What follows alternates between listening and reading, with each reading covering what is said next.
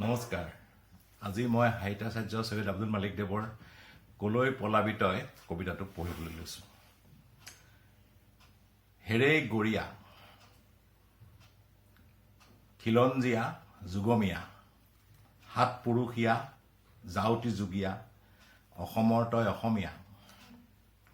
আজি তোৰ ভয় ভুলি গৈ নিজ পৰিচয় নিজ জন্মভূমি এৰি থৈ ভয়ত পলাই যাবি অঙালৰ নিচিনা নজনা কোন দূৰ দেশলৈ।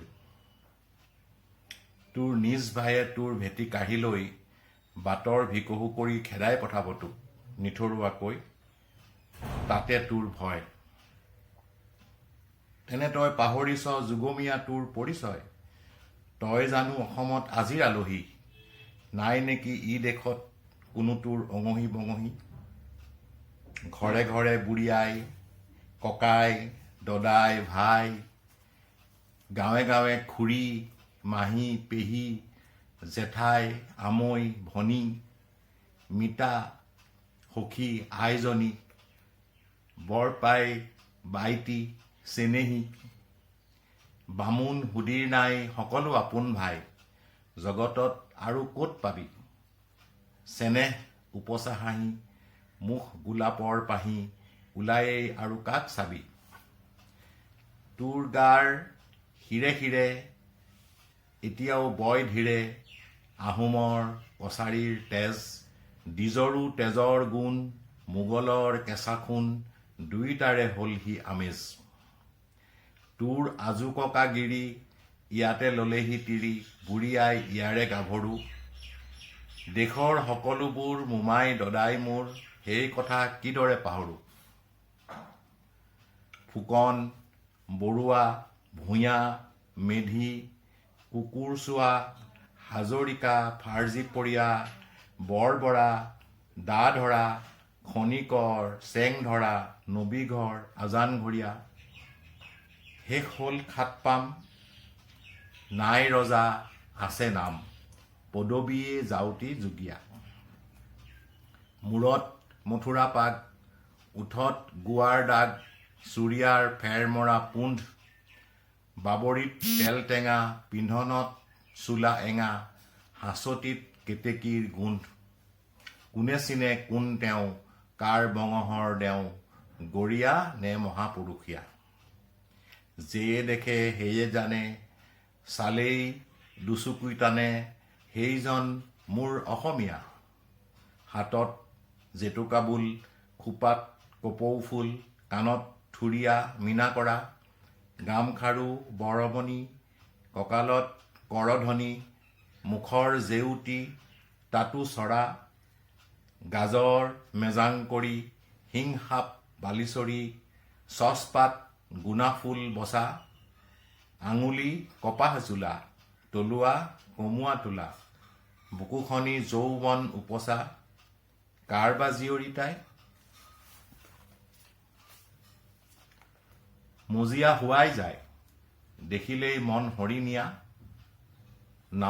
নামতো যে হয় ভুল গোলাপ তগৰ ফুল সেউতী মালতী তাই অসমীয়া।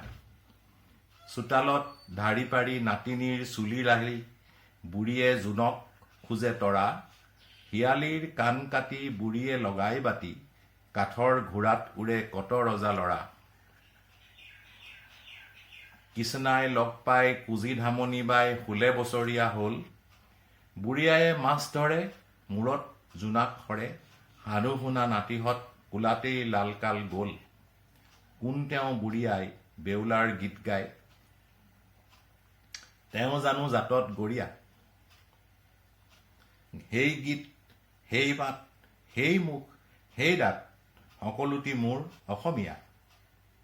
আহিল মোগল জলে থলে খলকনি উজনীয়া ঢল জাঠি লৈ লাঠি লৈ নিজ বুকু পাতি লৈ ময়োতো যুঁজিলো গৈ মোগলৰ হতে। যতনা বিদেশী বীৰ লাজত দুৱালে হীৰ হাৰি গ'ল মোৰেই হাততে। আহিছিল মান অসমৰ মেৰঘৰ কৰি থানবান কটনা পলাল কটনা থানুৱা ডেকা হাততে হেৰাল মইতো নগলো এৰি মোৰ মাতৃ মোৰ নিজ ঘৰ এই মোৰ আই অসমৰ অসমৰ হাবি বনে দুহাতে সাৱটি মোক ৰাখিলে লুকাই মৰিশালি অসমৰ ময়োতো ৰখীয়া হৈ ললো আহি ঠাই আহিল ইংৰাজ বেপাৰী বজাৰী বুদ্ধিবাজ চলেৰে হলহি আহি মোৰ অধিৰাজ সেইদিনা দেৱানৰ সৈতে বাহাদুৰ ওলাল লগতে পাৰো যদি বঙালক কৰি দিওঁ বাজ আহিল জাপান নাম শুনি দূৰতেই থৰাথৰি বান নিষ্ঠুৰ সিহঁত মহা নিৰ্দয় পাষাণ অসমৰ বুকু এৰি থৈ অসমৰ পুতাইহঁতক পলোৱা যত মাৰোৱাৰী দেচুৱালী বঙালী নেপালী থকা ইয়াতে অসমীয়া মৰিলে মৰক অসমৰ ধন লৈ ৰঘুমলা চিটিকি পলাল মোৰচো মুখত কটা যাওঁ বুলি এবাৰো কথাটি নোলাল উৰে কত ফাইটাৰ লেখ জোখ নাই তাৰ সতৰো ওচৰ চাপে বন্ধুক টোৱাই মাটিকে সাৱটি ধৰি অসমীয়া ৰল পৰি নপলাল সেইদিনা কোনো গৰিয়াই হেৰেই গৰিয়াত হাৰে হাৰে তই অসমীয়া আজি আই অসমীৰ দুৰ্দিন আহিছে এতিয়া ভুলি গৈ ভিনপৰ ৰাখিব লাগিব ঘৰ নচলিব হ যদি তই পলৰীয়া ঘৰ আজি ৰাখে কোনে চটিত ধৰিছে গুণে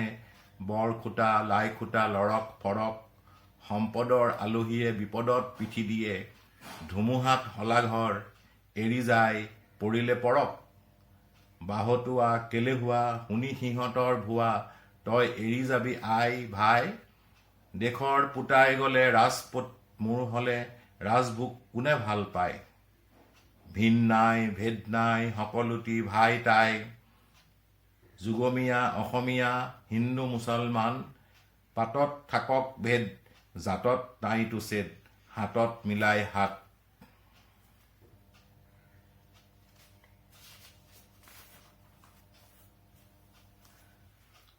হয় আগুৱান দুখত আয়ৈ দেহি সুখত মুখত হাঁহি উৎসৱত সমান ভগীয়া একে পুখুৰীৰ পানী নিজ কলহত আনি খাই আছো হাই নাইকিয়া একেই হাবিৰ খুটা কাটি তাকে কৰি দুটা এটাৰে মজিদ সাজু ইটোৰে নামঘৰ শংখ ঘণ্টা দবা কাষ চলি আছে 12 মাহ লগে লগে পুত আজানৰ তোৰ নৈ মোৰ ঘাট তোৰ ঢাপ মোৰ বাট তোৰ হাতী মোৰ বৰ বিয়া তোৰ পিঠা মোৰ বিহু তোৰ জেং মোৰ টিহু তোৰ ভাৱৰীৰ সূতা তাৰে মোৰ চেলেং খনিয়া মুধে মুধে লগাগৰ কোনে কাক ভাবে পৰ দাঁতত লাগিলে ভাত জানে তোৰেই বিলৰ মাছে মোৰ মজিয়াত নাচে বাট এৰি দিয়ে মোক তোৰ ধাননিৰ পকা ধানে একে গাঁও একে মাও একে বঠা একে নাও একে কথা একে গীত মাত একে নাট একে ভাও একে পিন্ধো একে খাওঁ একে খনি বিহু খোলা দুয়ো একে জাত আজি বাৰু কেনেকৈ সকলোটি এৰি থৈ গুচি যাবি হেৰেই গৰিয়া যুগমীয়া ঘৰ এৰি কলৈ পলাবি লৰি কেনেকৈ নাম লবি তই পলৰীয়া ৰাজনীতি ৰজাপতা তলি ফুটা বৰ কথা চলিয়ে থাকিব আইৰ আচল ধৰি থাক তই ইয়াতে পৰি জগতত কোনে আৰু নিজ বুলি তোক ঠাই দিব থাক তই যুগমীয়া থাক তই হেৰেই গৰিয়া ইয়াতে বান্ধিবি আতি জীৱনৰ তৰা গাঁঠি ইয়াতে কবৰৰ মাটি জীৱনৰ চিন ঢাকি দিয়া নমস্কাৰ